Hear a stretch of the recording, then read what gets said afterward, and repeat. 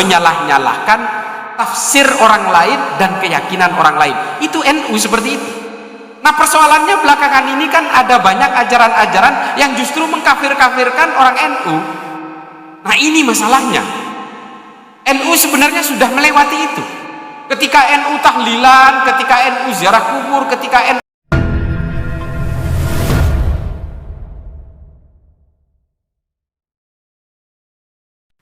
Bismillahirrahmanirrahim. Assalamualaikum warahmatullahi ta'ala wabarakatuh. Allahumma salli ala Sayyidina Muhammad wa ala ali Sayyidina wa maulana Muhammad. Yang saya hormati para alim, para ulama, para masyayikh, para asatid, para habaib,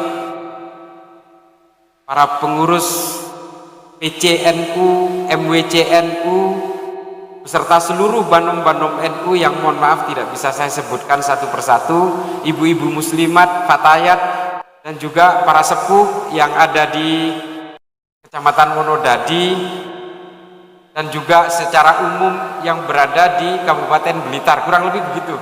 Ini mohon maaf, saya baru pertama kali ke Blitar, mudah-mudahan ini akan terus menjadi kunjungan berikutnya. Saya mengulangi ibu-ibu sekalian, para alim, para ulama yang dirahmati Allah.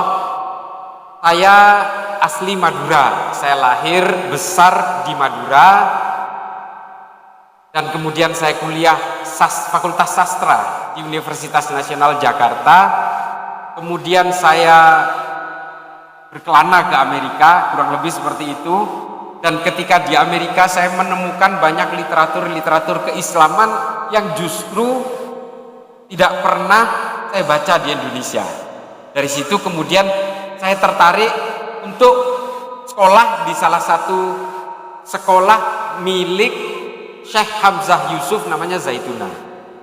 Nah, sekolah ini berbasis Ahlus Sunnah wal Jamaah dan juga berbasis tasawuf, karena Syekh Hamzah Yusuf ini muridnya Ibnu Bayyah dari Mauritania. Jadi insya Allah meskipun belajarnya di Amerika, ya saya tidak teracuni oleh berbagai pemahaman orang Amerika. Saya tetap Nahdien sejati, saya tetap NU,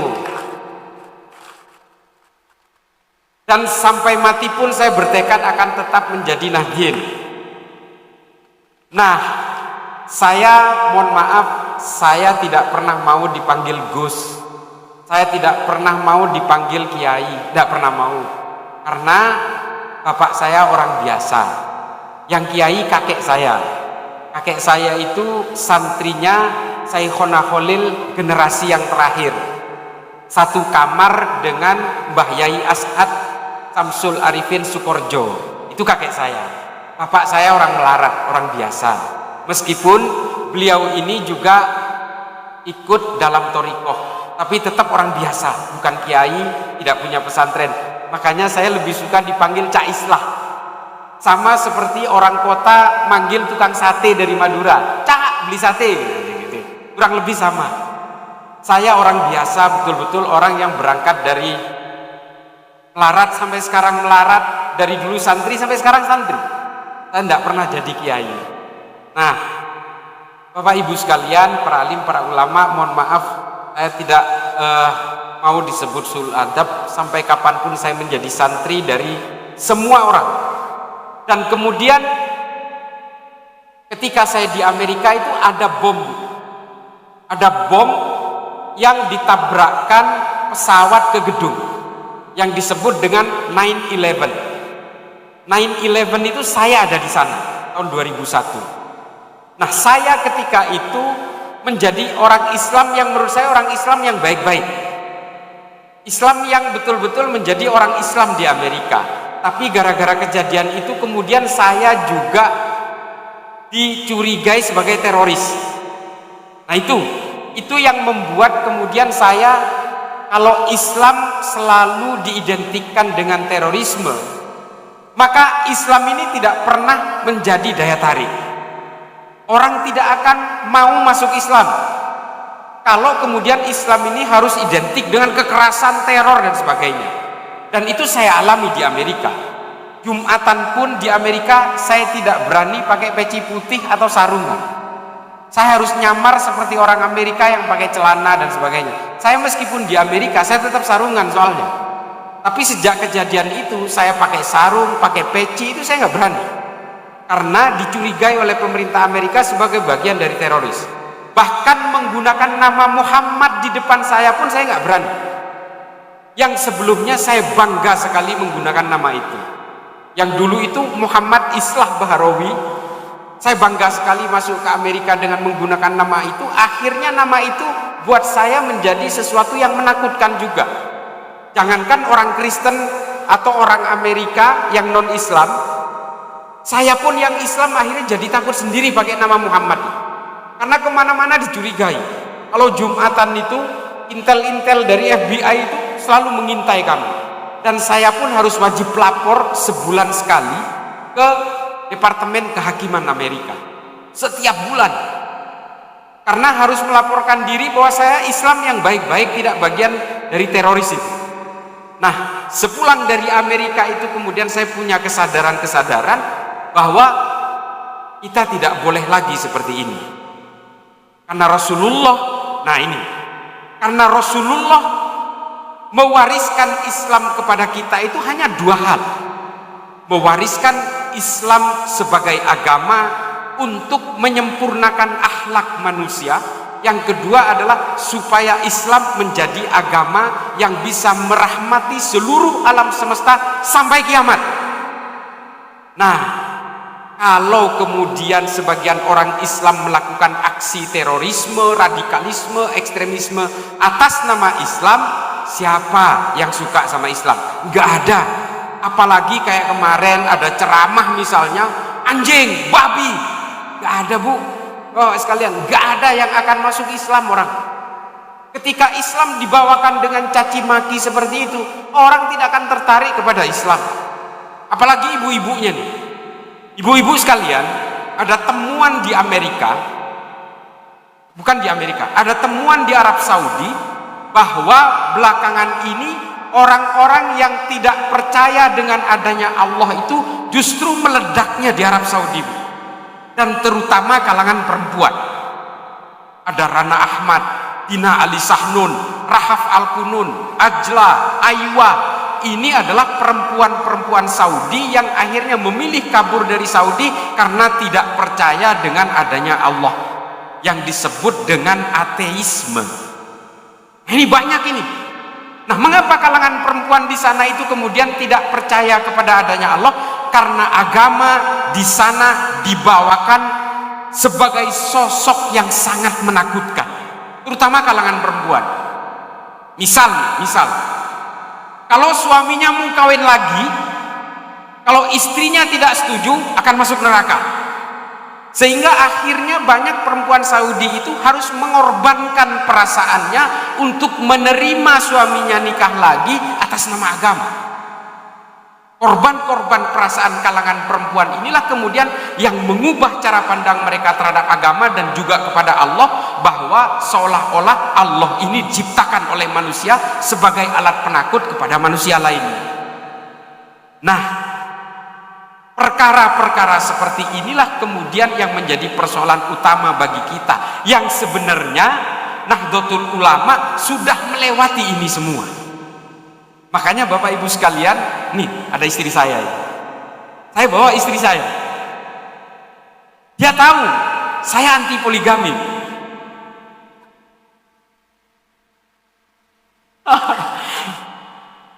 Apakah saya takut kepada istri saya? Enggak, istri saya yang takut kepada saya. Tapi kalau saya berbuat kesalahan, saya takut kepada istri saya. HP saya dipegang, saya takut. Nah, ini istri saya. Bagi saya pribadi, mengapa saya menyatakan anti poligami? Buat saya poligami itu mudarat. Kasihan anak-anak saya. Nah, kalau ada bapak-bapak yang setuju dengan poligami dan menganggap itu maslahat, silahkan aja. Rasulullah melakukan poligami, iya. Rasulullah menggemari memakan paha kambing, iya. Tapi bagi kita yang hipertensi, Bapak Ibu sekalian, jangan sekali-sekali, itu mudarat.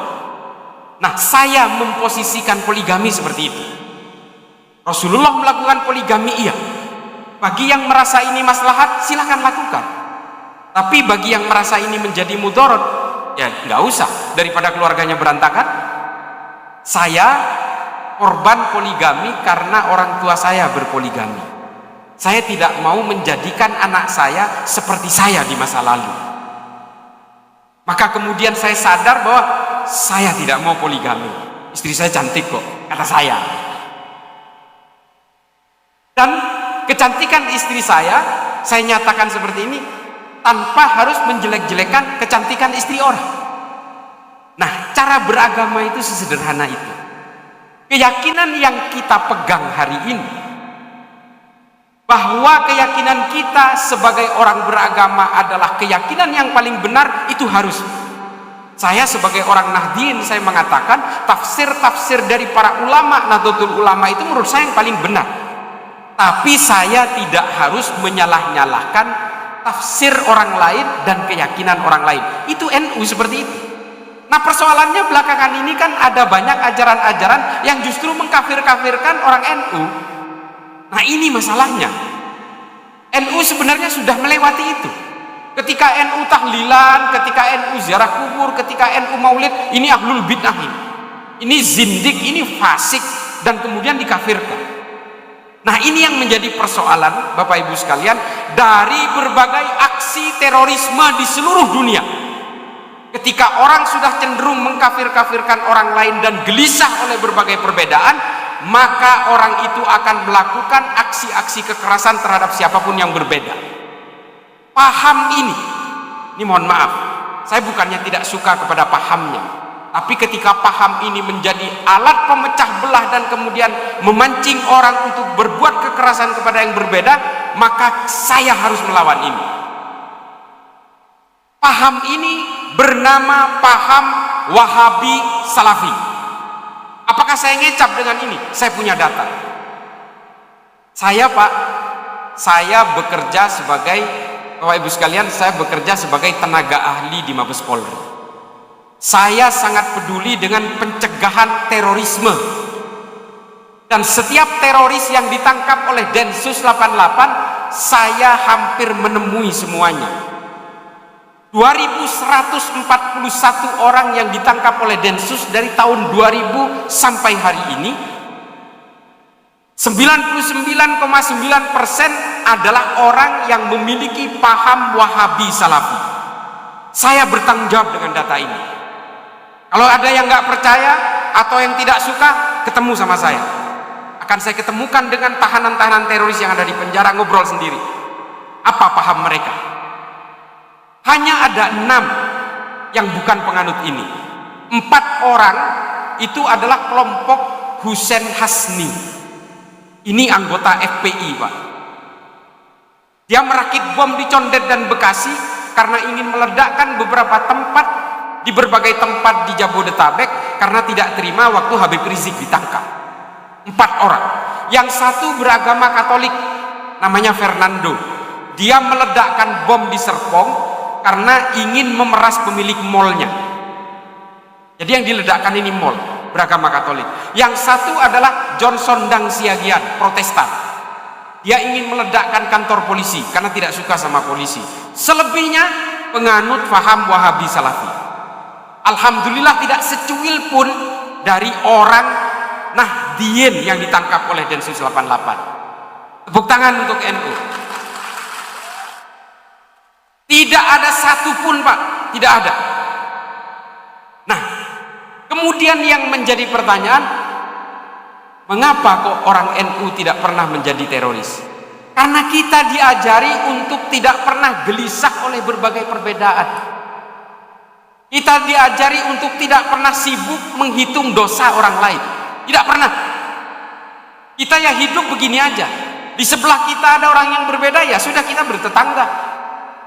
Kita tidak pernah gelisah oleh berbagai perbedaan yang bahkan NU diajarkan untuk tetap legowo ketika ada orang yang menjelek-jelekan NU.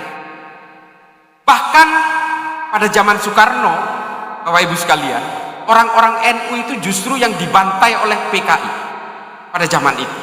Santri NU, kiai NU. Makanya kemudian ulama-ulama NU melakukan perlawanan mau tidak mau. Nah, pada zaman Soeharto kemudian kita juga dicurigai, Pak. Waktu muktamar NU di Cipasung, Gus Dur dicurigai ingin mengambil alih pemerintahan sehingga kemudian dibuat sosok tandingan namanya Abu Hasan. Kita dicurigai, kita dibatasi, dialienasi dan sebagainya. Nah, kemudian apa yang terjadi setelah itu? Gus Dur menjadi presiden pun diturunkan secara tidak konstitusional. Apakah ada orang NU yang ngamuk-ngamuk? Gak ada, Pak. Karena kata Gus Dur, persoalan bangsa ini jauh lebih penting daripada sekedar jabatan saya. Ini Gus Dur. Jadi, lalu kemudian ada seorang barat, Pak, namanya Phil Caruso, membuat satu kesimpulan besar bahwa NU di Indonesia ini adalah penentu dari arah Indonesia. Apa? Mengapa dia menjadi penentu?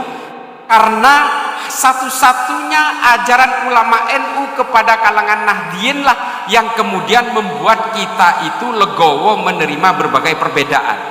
Ini terbukti apa? Satu-satunya kelompok ulama NU lah yang menerima Pancasila pertama kali dari kelompok agama. Ulama-ulama NU lah yang menolak pemaksaan bahwa pasca kemerdekaan Indonesia harus menggunakan hukum syariah. Karena menurut ulama NU, versi syariahnya siapa yang mau dipakai? Kalau versinya Wahabi, otomatis NU nggak mau. Kalau versinya NU, orang Wahabi pasti nggak mau. Belum Muhammadiyah, belum Ar-Ilsa, belum Al-Khairat, belum Al-Wasliyah. Kalau kita bicara syariat NU ini juga pandangannya bermacam-macam, Pak.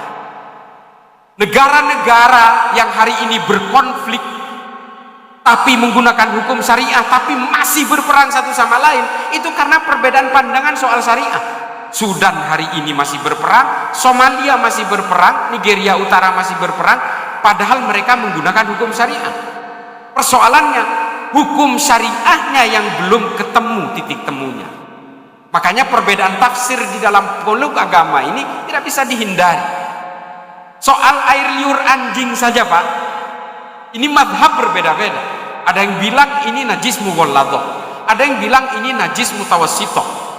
Kalau ini diwujudkan dalam syariah hukum negara, pasti akan berperang satu sama lain hanya gara-gara air liur anjing. Nah, belum kita bicara soal poligami ini, ibu-ibu sekalian. Kalau kemudian hukum syariah Islam yang ditegakkan di Indonesia lalu mengatakan poligami sah, ibu-ibu mau berontak nggak? Pasti berontak. Nah, perbedaan-perbedaan ini kemudian diputuskan oleh para ulama bahwa kita tidak boleh menggunakan perspektif syariah sebagai hukum negara. Syariah boleh dianut oleh masing-masing orang atau kelompok, tapi dalam bernegara tetap menggunakan Pancasila. Pancasila inilah yang kemudian menjadi bejana dan menjadi keputusan bersama dari seluruh ulama, baik dari berbagai organisasi keagamaan maupun dari berbagai lintas keimanan dan kalangan nasionalis pada waktu itu. Apakah ini kemudian berdiri sendiri? Wah, ini ngarang sendiri? Enggak. Rasulullah ketika pertama kali menguasai Madinah, apa yang dilakukan oleh Rasulullah pertama kali? Mendamaikan berbagai perbedaan di Madinah untuk kemudian dijadikan satu bejana bersama. Ketika Rasulullah masuk ke Madinah, yang pertama kali dilakukan adalah mendamaikan suku Aus dan suku Khazraj yang sudah bermusuhan ratusan tahun. Sejak dari Yaman dua suku ini sudah berperang. Lalu kemudian pindah ke Madinah, tetap berperang satu sama lain. Lalu kemudian oleh Nabi didamaikan. Yang kedua adalah mendamaikan orang-orang Kristen dan orang Yahudi yang sebelumnya selalu berkelahi untuk menjadi pemungut pajak atas nama kerajaan Persia. Didamaikan oleh Nabi. Lalu kemudian yang didamaikan oleh Nabi adalah para penduduk pribumi dan pendatang yang kemudian kita kenal dengan kaum Ansor dan kaum Muhajirin. Nah, ini didamaikan semua oleh Nabi, diikat dalam satu kesepakatan bersama yang bernama Piagam Madinah. Nah, Piagam Madinah inilah kemudian yang mengikat semua manusia di Madinah, dan kemudian Nabi mengatakan kita semua harus menghargai harkat dan martabat semua orang di Madinah tanpa melihat latar belakangnya. Nah, Nabi kemudian menggunakan konsep piagam Madinah ini untuk apa? Untuk menghargai semua manusia, karena semua manusia apapun agamanya, apapun sukunya, memiliki harga diri yang sama. Jadi kita tidak boleh gelisah oleh perbedaan, Bapak Ibu sekalian. Nah, piagam Madinah inilah kemudian yang ditulis oleh Ibnu Khaldun dalam Al-Muqaddimah dengan konsep Al-Asobiyah. Konsep Al-Asobiyah ini adalah kesepakatan bersama, kata Ibnu Khaldun. Kalau satu negara ini tidak bersepakat untuk membuat keputusan bersama, kesepakatan bersama, maka negara itu tidak akan pernah berdiri. Hidupnya akan penuh dengan peperangan. Zaman itu abad ke-13, Ibnu Khaldun sudah mencontohkan Sudan, Pak. Dan Sudan sampai hari ini masih berperang. Karena kata Ibnu Khaldun, lihatlah negara Maghrib itu. Negara Maghrib pada abad ke-13 itu adalah Sudan, Maroko, Mali, dan Tunis. Dan sampai hari ini pergolakan itu masih terjadi di sana. Kata Ibnu Khaldun apa? Karena isinya orang Khawarij semua. Yang satu pengen begini, yang satu ingin ke kiri, yang satu ingin ke kanan, yang satu ingin ke selatan, hingga akhirnya sampai hari ini. Sudan hari ini, Pak, perang-perangan sudah hampir 1000 yang mati. Sesama Islam, coba bayangin. Di Somalia sesama orang Islam, Nigeria sesama orang Islam, Mali sesama orang Islam. Nah, semua yang merusak dari berbagai harmoni di dalam kehidupan beragama ini apa? Artinya apa? Politik, Pak. Gara-gara politiklah kemudian umat Islam terpecah belah, orang Kristen terpecah belah, orang Hindu terpecah belah, orang Buddha terpecah belah karena ambisi-ambisi politik. Coba saya sedikit bercerita tentang tarikh yang ditulis dalam Tarikhul Khulafa Imam Suyuti dan Tarikh At-Tabari. Rasulullah wafat, jenazahnya belum dimakamkan. Sa'ad bin Ubadah dan Sayyidina Umar sudah mau berkelahi. Gara-gara apa? Gara-gara ingin menjadi penggantinya Kanjeng Nabi. Kata Sayyidina Umar, saya orang Quraisy, sama dengan sukunya Nabi. Tapi kata Sa'ad bin Ubadah, nggak bisa, saya orang pribumi. Saya harus menjadi penggantinya Nabi, gantian dong, kurang lebih seperti itu. Sehingga akhirnya dua orang ini mau berperang. Sehingga akhirnya Sayyidina Abu Bakar yang sedang merawat jenazahnya Kanjeng Nabi ini dipanggil. Abu Bakar, kamu harus datang. Itu Sa'ad dan Umar sudah menghunus pedang. Lalu kemudian Sayyidina Abu Bakar dipanggil mendamaikan kedua orang ini. Lalu kemudian para sahabat beraklamasi untuk menunjuk Sayyidina Abu Bakar menjadi penggantinya Nabi. Karena meskipun Nabi tidak menunjuk penggantinya, tapi Sayyidina Abu Bakar pernah diminta oleh Kanjeng Nabi untuk menjadi imam masjid ketika Nabi sedang sakit. Ini kemudian yang menjadi rujukan, dan kemudian para sahabat menunjuk Sayyidina Abu Bakar. Tapi apakah dua orang ini akur? Belum juga, Pak. Sa'ad bin Ubadah tidak mau berbaiat kepada kepemimpinan Abu Bakar, Sayyidina Abu Bakar, karena menganggap dia lebih berhak. Sehingga akhirnya Sa'ad bin Ubadah pergi ke Suriah, mengasingkan diri karena tidak mau mengakui kepemimpinan Abu Bakar. Nanti 3 bulan kemudian Sa'ad bin Ubadah wafat karena dipanah oleh 2 panah beracun yang menancap satu di dadanya, satu di dahinya ketika sedang buang air kecil. Kitab sejarah mengatakan seperti itu. Artinya apa? Ini adalah pertikaian pertama kali sepanjang sejarah setelah Rasulullah wafat. Karena persoalan apa? Persoalan politik. Setelah itu Sayyidina Abu Bakar menurut Tarikhul Khulafa Imam Suyuti wafat diracun. Ini menurut Tarikhul Khulafanya Imam Suyuti. Tapi Tarikh At-Tabari tidak menerangkan itu. Setelah itu Sayyidina Umar dibunuh oleh budak dari Majusi. Setelah itu Sayyidina Utsman ibnu Affan dibunuh oleh sesama orang Islam. Setelah itu Sayyidina Ali dibunuh oleh sesama orang Islam, namanya Abdurrahman bin Muljam At-Tamimi, hafidz Quran 30 juz, membunuh Sayyidina Ali setelah sebelumnya dikafirkan. Setelah itu Sayyidina Hasan wafat diracun. Setelah itu Sayyidina Husain dibantai di padang Karbala. Setelah itu Khalifah Khalifah kelima dari Bani Umayyah wafat juga diracun. Setelah itu peracunan dan pembunuhan sesama orang Islam terjadi karena persoalan apa? Karena persoalan politik. Perang sesama orang Islam, Bapak Ibu sekalian, itu juga terjadi. Perang Jamal, perang Siffin, perang Qurrah, perang Nahrawan, perang Zab. Ini semua terjadi memakan 140.000 sesama orang Islam saling bantai. Gara-gara apa? Gara-gara politik.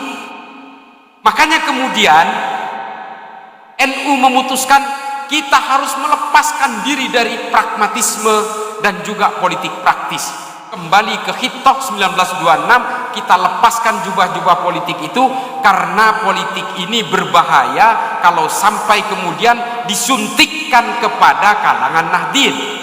Nah, 1 abad NU kemarin dibuatlah satu fikih peradaban yang luar biasa, mengumpulkan para ulama ahlu sunnah wal jamaah dari Libanon, dari Mesir, dari Suriah. Dalam 1 abad NU kemarin diputuskan bahwa umat Islam, wabil khusus kalangan Nahdien, harus menolak cita-cita khilafah.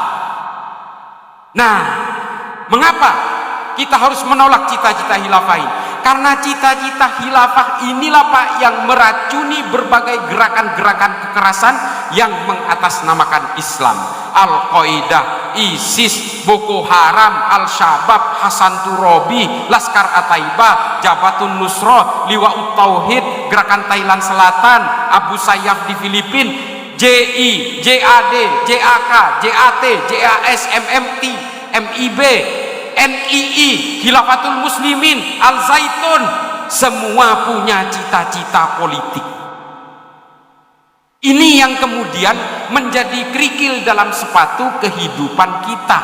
Nah, orang-orang Nahdien hari ini sebagai kekuatan terbesar dari seluruh ormas Islam di Indonesia tidak luput dari berbagai penggerusan terhadap keyakinan-keyakinan khilafah ini. Kita sedikit demi sedikit dirayu untuk kembali kepada khilafah. Kenapa? Kita diajak untuk kembali ke khilafah. Ini bikinan barat Pak, supaya orang Islam mundur jauh ke belakang. Mereka pinter Pak, orang barat ini ingin menguasai masa depan dengan memundurkan kita semua ke belakang. Ini tolong dipahami. Kalau kita mau tahu yang membuat Al-Qaeda siapa? Orang barat Pak. Yang membuat ISIS siapa? Orang barat. Dan kemudian gerakan-gerakan khilafah ini disalurkan ke Indonesia, termasuk paham Wahabi Salafi oleh orang barat, dibiayai oleh orang barat, supaya apa? Supaya kita mundur ke belakang ratusan tahun, supaya apa juga? Orang barat menguasai masa depan. Kita dipaksa untuk menggunakan masa lalu sebagai referensi paling ideal. Nah, hari ini kita diracuni, adik-adik kita ini yang masih kuliah, yang masih SMA, berusaha ditarik ke khilafah, karena ini memang propagandanya barat. Apakah kita harus menyalahkan orang barat? Mereka memainkan kepentingannya Pak. Kalau mau menyalahkan, salahkan diri kita sendiri yang terlalu mudah dibodoh-bodohi. Oleh karena itu, NU pada 1 abad kemarin menyatakan kita harus menolak dan kita tidak boleh terjebak di dalam berbagai operasi-operasi propaganda ini. JI, Jamaah Islamiyah Pak, yang sering ditangkap oleh Densus itu, punya cita-cita daulah khilafah. Hizbut Tahrir, daulah khilafah. Ikhwanul Muslimin, daulah khilafah. Mereka nyamar-nyamar Pak. Ustadznya disebar di tengah kita, seolah-olah mereka Nahdien. Tapi pada akhirnya kita digiring untuk tetap menjayakan khilafah. Saya tidak anti khilafah Pak. Khilafah ini bagian dari sejarah Islam. Tapi jangan jadikan khilafah ini sebagai cita-cita. Kalau tidak, kita akan terus mundur ke abad pertengahan. Sementara masa depan sudah dikuasai oleh orang-orang barat. Meskipun saya bekerja di Mabes Polri, saya tidak akan tabu untuk mengatakan ini, supaya apa? Supaya kita betul-betul cerdas menjadi orang Islam. Karena kita semua tahu, ini semua fabrikasi semua. Kantor pusatnya Hizbut Tahrir dan Ikhwanul Muslimin itu di London Pak, di Inggris. Dananya juga datang dari Eropa kok. Ini yang harus dipahami. Mereka kemudian menyuarakan demokrasi haram, anti demokrasi, tapi mereka dibina oleh kekuatan-kekuatan demokrasi di barat. Untuk apa sasarannya? Orang Islam Pak. Dan kalau mau bicara Islam di Indonesia, orang-orang NU lah yang paling akan digerus oleh mereka. Belum kekuatan Wahabi, belum Ikhwanul Muslimin yang pura-pura menjadi NU, Belum juga orang-orang dari Hizbut Tahrir yang berusaha meracuni adik-adik kita ini supaya kembali ke khilafah. Ini semua propaganda barat yang harus kita lawan. Kalau kita ingin memajukan Islam, majukan lewat ilmu pengetahuan. Adik-adik sekalian, ini generasi muda yang masih kuliah, yang masih nyantri, yang masih sekolah, tolong dipahami. Kalau kalian ingin memajukan Islam, majukan lewat ilmu pengetahuan. Cari ilmu sebanyak-banyaknya. Kita pernah berjaya lewat ilmu pengetahuan sejaya-jayanya. Ilmu kedokteran yang dipakai oleh berbagai dokter di seluruh dunia hari ini diawali dari pemikirannya Ibnu Sina tentang anatomi tubuh manusia, tentang teori-teori kimia, teori oksidasi, teori fermentasi. Ini diketemukan oleh salah seorang pemikir Islam namanya Jabir Ibnu Hayyan yang dipakai sampai hari ini. Semua pemikirannya orang Islam. Lensa kamera yang hari ini kita pakai di handphone kita, kita tahunya diciptakan oleh orang Jerman, padahal ditulis pertama kali oleh pemikir Islam tanpa nama yang disebut berbagai konsep itu dalam sebuah kitab namanya Al-Haya. Karena di Islam, di Arab tidak dihargai kitab ini karena tidak ada pengarangnya, kemudian digotong ke Eropa sehingga orang Eropa yang kemudian membuat lensa pertama kali berdasarkan Al-Haya. Klasifikasi ordo tumbuh-tumbuhan dalam ilmu biologi, ini beracun, ini tidak, ini umbi-umbian, ini adalah pohon berbuah, ditulis pertama kali oleh Abu Bakar Ahmad Ad-Dinawari dalam satu kitab namanya An-Nabat. Kata nabati itu diambil dari judul kitabnya Abu Bakar Ahmad Ad-Dinawari yang disebut dengan nabati. Lalu kemudian angka 0 dalam matematika yang menciptakan siapa? Al-Khawarizmi. Kalau kita hari ini tidak mengenal angka 0 yang diciptakan oleh Al-Khawarizmi, kita semua hanya mengenal angka 1 sampai 9, tidak mengenal ribuan, ratusan dan puluhan. Ini yang menciptakan orang Islam, Pak. Dan kita kemudian berjaya sejaya-jayanya. Yang menciptakan jaga jarak dalam pandemi kemarin itu adalah hasil rumusan dua ilmuwan besar pada zamannya. Satu, seorang pendeta Kristen namanya Al-Ibri, yang kemudian merumuskan bersama ahli kesehatan Islam pada abad ke-12 namanya Imam An-Nawawi. Ditulis dalam sebuah buku keilmuan yang disebut dengan Akhbari Moghulan. Ini Islam, Pak. Ketika orang Islam itu betul-betul mengenal ilmu pengetahuan, kita tidak gelisah oleh berbagai perbedaan. Orang Cina, orang Eropa, orang Asia Tengah datang semua ke Baghdad untuk merumuskan ilmu pengetahuan, sehingga kita pernah melahirkan Al-Birri, Al-Biruni, Imam Ghazali, Ibnu Rushd, Tabrizi, Rumi. Itu semua yang kita lahirkan. Ilmu-ilmu Islam kemudian berkembang di Eropa dan menjadi kontributor utama dalam peradaban manusia. Bapak Ibu sekalian yang dirahmati oleh Allah, saya bercerita ini apa? Mari kalau kita ingin mengembalikan kejayaan Islam, kembali kita kepada ilmu pengetahuan, bukan politik. Kita gagal, Pak, dalam politik. Gagal kita dalam politik. Umat Islam pernah menguasai Eropa 600 tahun.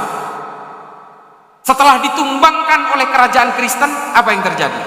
Seluruh orang Eropa yang beragama Islam dibaptis paksa menjadi Kristen, Pak.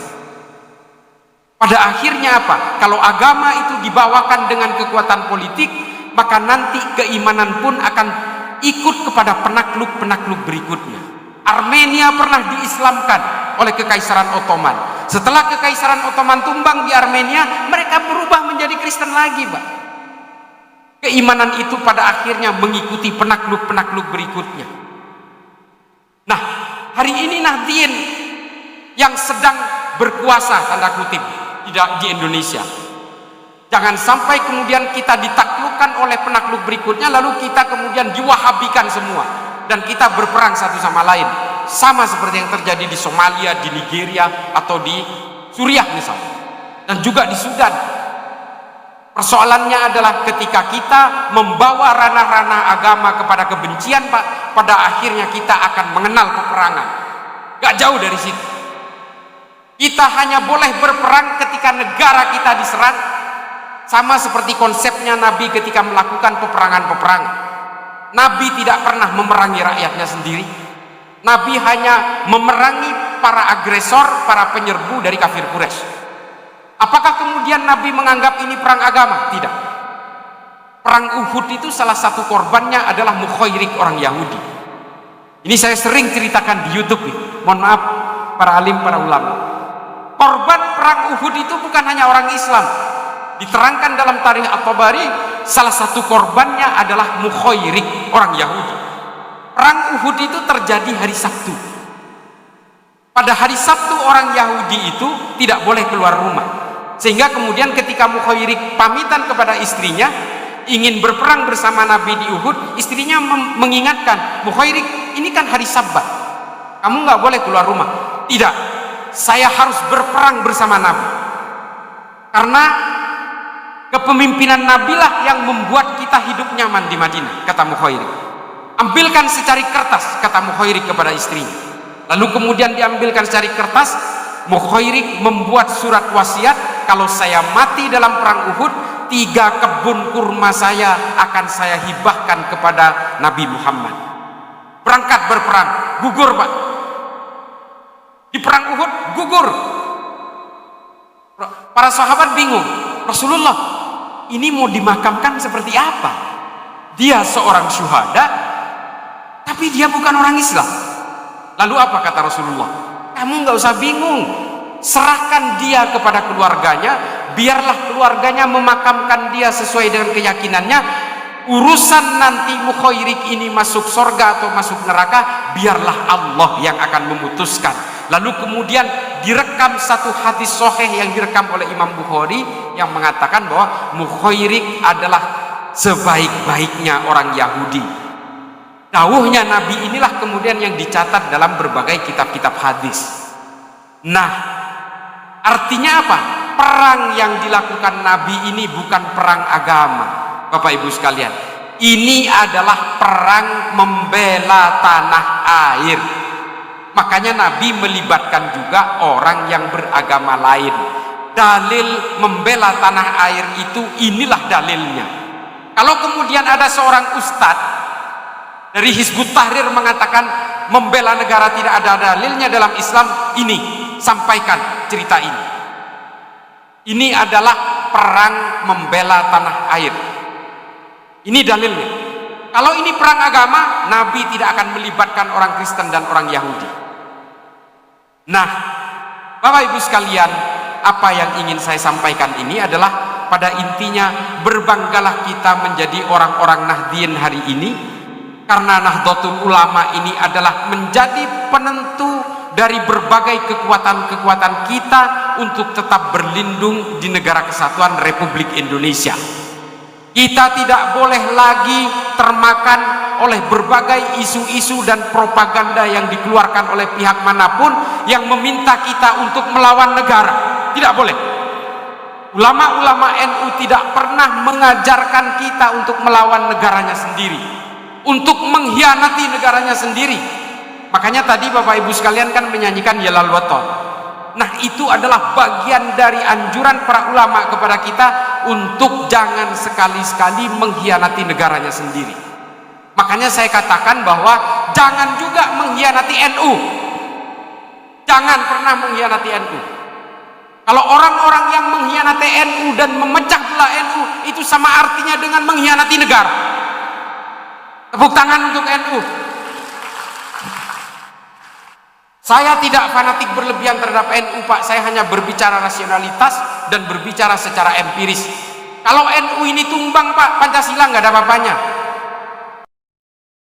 Apa yang ingin saya katakan adalah Bapak Ibu sekalian, mari kita tetap berpegang teguh kepada para ulama NU yang selalu mengajarkan kita tentang kedamaian dan cinta terhadap negara.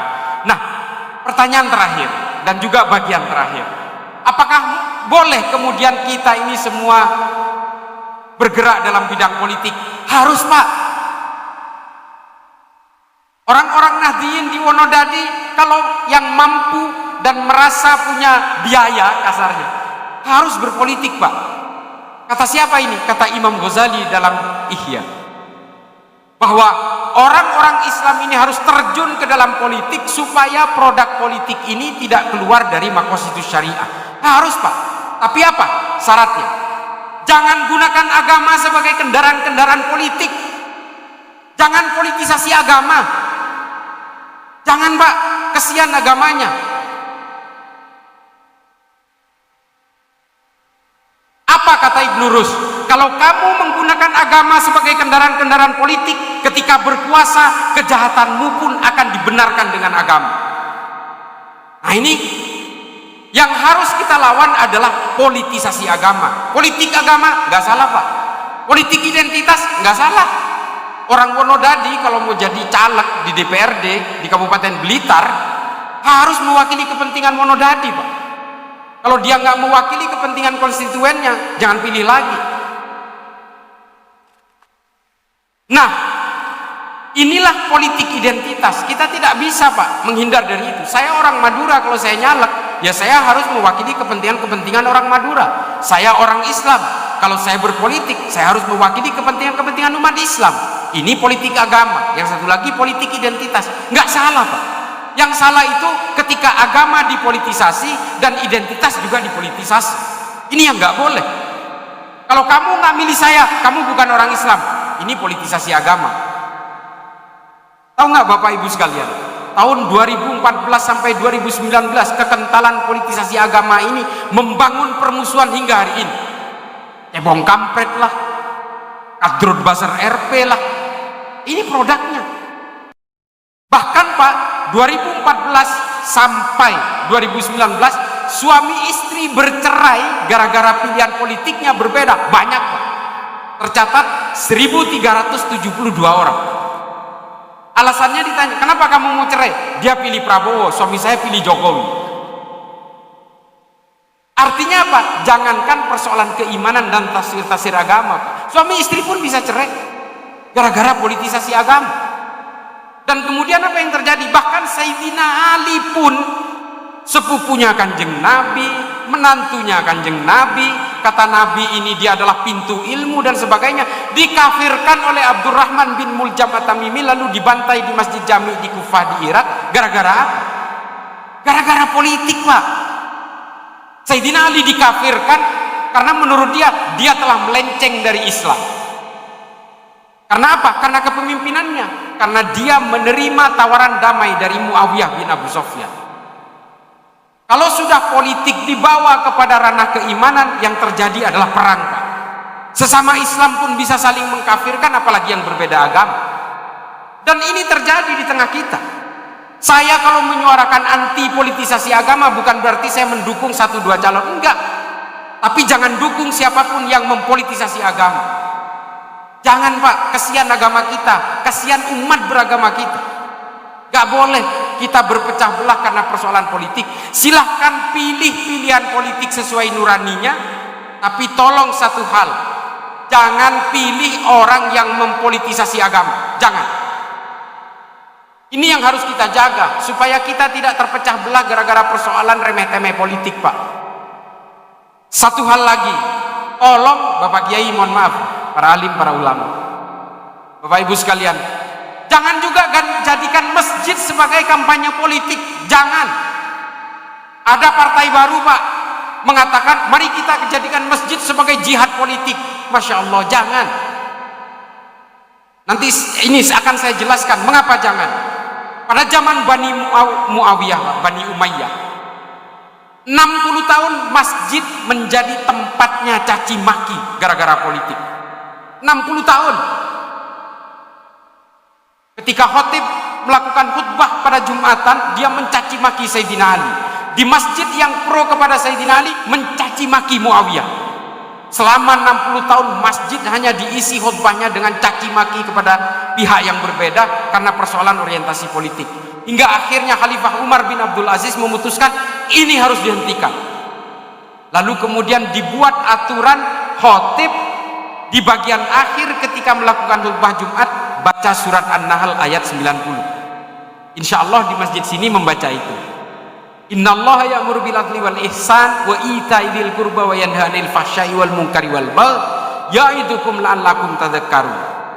Wa dzikrullahi akbar. ini dirumuskan pertama kali oleh Khalifah Umar bin Abdul Aziz untuk menghentikan kampanye-kampanye politik di masjid. Karena kejadiannya adalah setelah mencaci maki di masjid, keluar dari masjid mereka saling bantai, Pak. Gara-gara berbeda politik padahal sesama Islam. Jadi kalau ada partai yang mengatakan masjid tempat jihad politik, ini harus kita lawan. Ini bertolak belakang dengan konsepnya Khalifah Umar bin Abdul Aziz. Ada yang mengatakan, kan Rasulullah berpolitik di masjid. Beda, Pak. Apa yang dilakukan oleh Rasulullah untuk berpolitik di masjid sama seperti yang dilakukan oleh para ulama NU ketika melawan penjajah. Rasulullah juga berpolitik di masjid, merumuskan strategi perang di masjid untuk melawan musuh bersama. Musuh bersamanya siapa? Kafir Quraisy. Musuh kamu dan musuh saya, mari kita lawan. Hari ini kan berbeda, Pak. Musuh saya meminta kepada kalian untuk kita lawan. Jadi kita semua diminta untuk melawan musuhnya dia saja. Parpol lain yang bermusuhan dengan saya, mari kita lawan semua. Nah, itu hari ini. Zaman Rasulullah tidak. Mari kita semua, musuh kita yang bernama kafir Quraisy, musuh kalian dan musuh saya, kita perangi bersama. Musuh bersama, Pak, bukan musuh saya. Hari ini kan enggak. Politik-politik ini kan berkampanye di masjid untuk meminta supaya melawan musuhnya dia saja.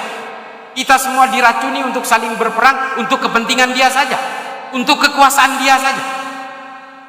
Ini bedanya. Dan ulama-ulama NU serta Muhammadiyah pada zaman dulu juga menggunakan glorifikasi di masjid untuk melawan penjajah Belanda, karena penjajah Belanda itu adalah musuhnya NU, musuhnya Muhammadiyah, musuhnya Indonesia, dan musuhnya kita semua, untuk kita hentikan dan kita usir dari bangsa ini. Sama, Pak, dengan konsepnya Rasulullah. Kan hari ini kan enggak pakai baju parpol, lambangnya di sini bintang, dengan bahasa Arab yang fasih. Habis itu kita semua diminta untuk coblos dia. Nah, ini kan sama artinya dengan kita diminta untuk melawan musuhnya dia sendiri. Padahal musuhnya dia belum tentu musuhnya kita. Nah, ini bedanya, Pak. Bapak Ibu sekalian, pada bagian yang paling terakhir, saya minta kepada Bapak Ibu sekalian, apabila punya anak perempuan, dorong menjadi ahli fikih perempuan. Di Islam ini kekeringan ahli-ahli fikih perempuan, Bapak Ibu sekalian. Saya punya anak perempuan, tapi saya gagal juga mendorong anak saya menjadi ahli fikih perempuan. Dia malah menjadi ahli komunikasi politik. Saya juga gagal. Artinya apa? Barangkali ada dari kalangan Nahdien bisa mencetak putra-putrinya menjadi ahli fikih perempuan. Ini harus, Pak. Karena apa? Setiap fikih perempuan selalu dihasilkan oleh kaum laki-laki. Perempuan ini hanya nerima gelondongan, sehingga ketika perempuan diatur begini, diatur begitu oleh kaum laki-laki, akhirnya hanya menerima saja. Kasarnya, ya kadang-kadang dibodoh-bodohin lah sama kaum laki-laki. Kalau kamu tidak setuju dengan saya untuk kawin lagi, kamu akan masuk neraka. Nerima aja itu perempuan. Nah, dari kalangan perempuan ini ada ahli fikih yang paling top di dunia, namanya Profesor Dr. Azizatul Hibri. Nah, dia meminta jangan biarkan saya sendirian, kata Profesor Azizah. Dia ini hafizah Quran 30 juz. Saya selalu berperang dengan fikih-fikih yang dihasilkan hanya oleh kaum laki-laki. Sehingga apa? Akhirnya apa? Yang menjadi murtad dan menjadi ateis rata-rata dari kalangan perempuan. Di dalam dunia terorisme pun, Bu, ya, Bapak, Ibu-ibu sekalian, kalau ada teroris yang menjadi pelaku bom bunuh diri, ini biasanya istrinya jauh lebih radikal dari suaminya. Ini tolong dipahami. Karena apa? Karena perempuan selalu ditakut-takuti dengan hukum yang ketat, sehingga perempuan rata-rata itu tidak berani untuk melakukan pemberontakan atas ekspresi-ekspresinya. Nah, ini ibu-ibu sekalian harus berani bersuara, tapi berani bersuara kalau punya rujukan fikih yang juga harus diwakili dari kalangan perempuan. Kalau yang mewakili ibu-ibu nanti dari kalangan ahli fikih laki-laki, dikibulin lagi nanti. Ya, kalau punya anak perempuan, dorong untuk mondok nyantri di pelosok atau di pondok pesantren di sekitaran sini untuk mendalami fikih, yang khusus mendalami fikih perempuan, supaya perempuan juga punya hak suara secara fikih. Karena kalau kita ingat pidatonya Rasulullah yang terakhir sebelum wafat ketika haji wada itu adalah tentang pemberdayaan perempuan. Pidatonya Rasulullah itu adalah tentang pemberdayaan perempuan. Perempuan yang harus dihargai, perempuan yang harus diperjuangkan. Ini pidatonya Rasulullah yang terakhir sebelum wafat. Jadi ibu-ibu sekalian, mari kita dorong anak-anak kita untuk menjadi ahli fikih perempuan. Bapak-bapaknya juga kalau perlu pondokkan khusus mendalami soal fikih perempuan. Di sini masih betul-betul tidak ada yang betul-betul mendalami soal fikih. Ketika mondok dia bagus fikihnya, tapi ketika dia itu nikah tetap juga akhirnya tunduk kepada suaminya. Bukan berarti kita harus melawan kepada suami, tidak. Tapi kita tetap tidak keluar dari koridor-koridor maqasidus syariah. Karena tidak ada di dalam ajaran Islam ini yang menempatkan perempuan sebagai warga kelas 2. Tidak ada. Mengapa saya katakan demikian? Menjadi laki-laki atau perempuan bukan kehendak kita. Ini adalah kehendak Allah. Kita dilahirkan menjadi laki-laki atau perempuan. Makanya kemudian menjadi laki-laki atau perempuan, kita semua punya hak yang sama di hadapan Allah, punya hak perlindungan yang sama di hadapan Allah, dan kita punya hak jalur yang sama untuk menyembah Allah. Makanya kemudian jangan sampai ibu-ibu merasa minder seolah-olah ibu-ibu dianaktirikan di dalam Islam. Tidak.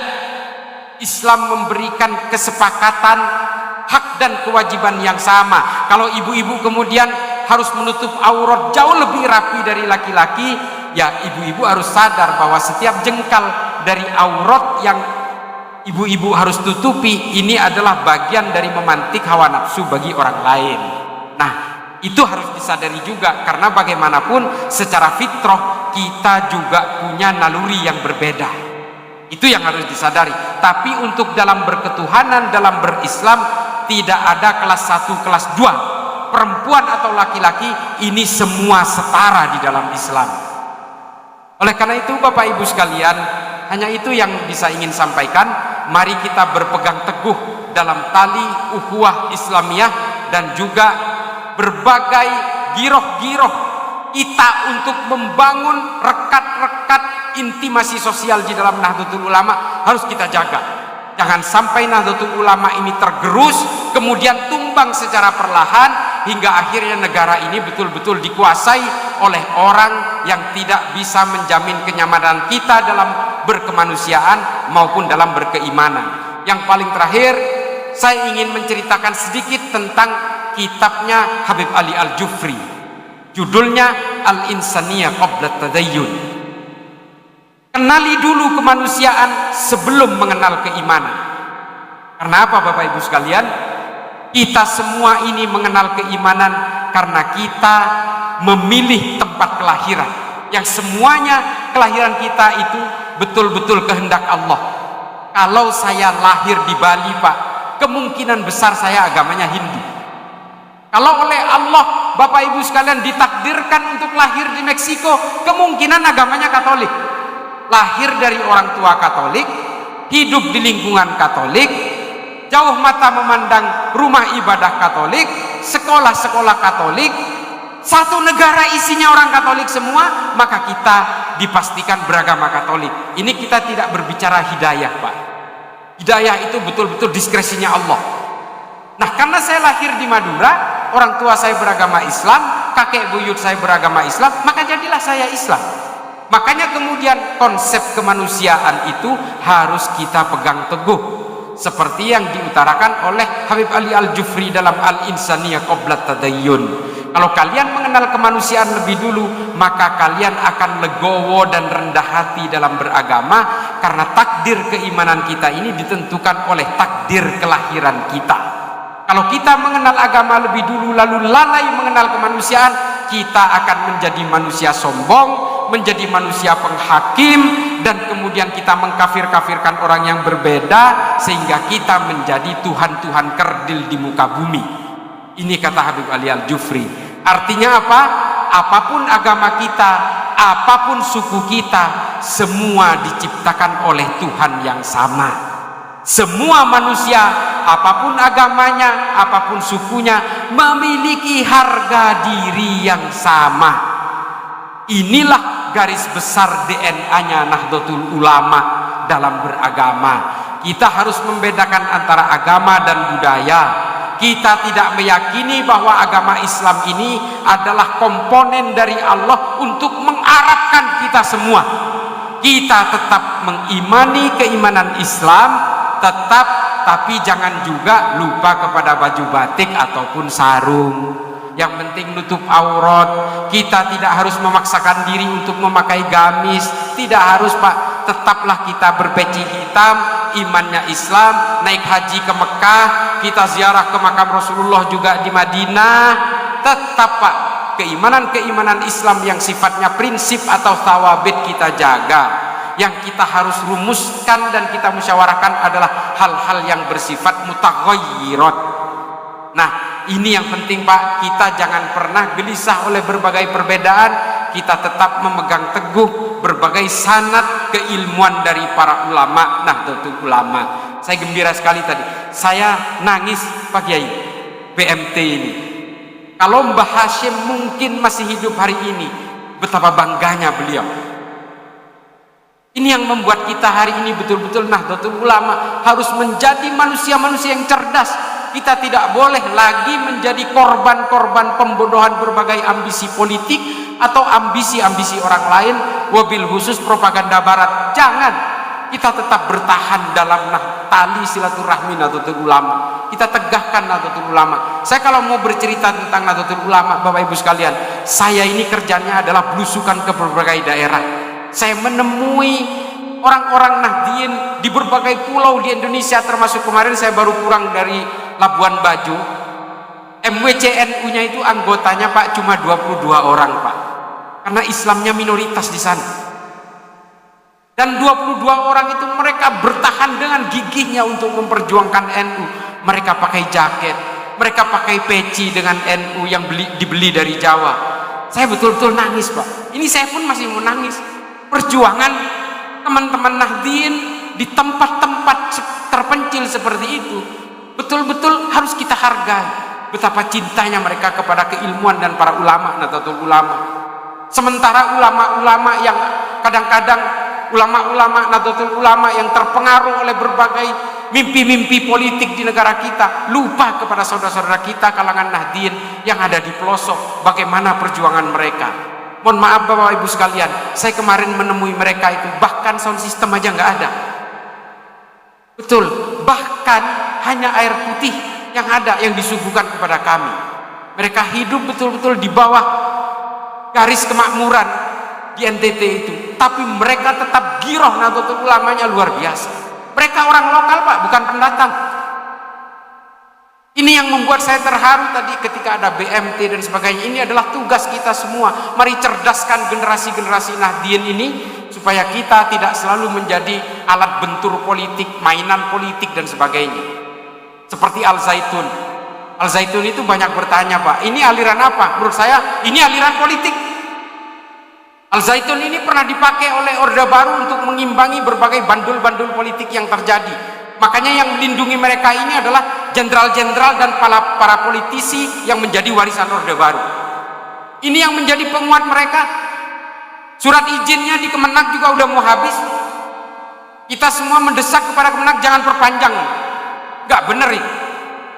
Mereka ini pernah tergabung dalam negara Islam Indonesia yang ingin mengkhianati Pancasila, tapi sekarang mereka bertakiyah pura-pura Pancasilais. Kadang-kadang mereka pura-pura NU, kadang-kadang mendadak Muhammadiyah. Mereka bertakiyah semua. Saya juga ikut mendorong kalau negara dan pemerintah ingin membubarkan Al-Zaitun, bubarkan, Pak. Kasus-kasus tanah banyak sudah terbukti. Mereka nyerobot tanah-tanah rakyat untuk dijadikan atas nama pondok pesantren.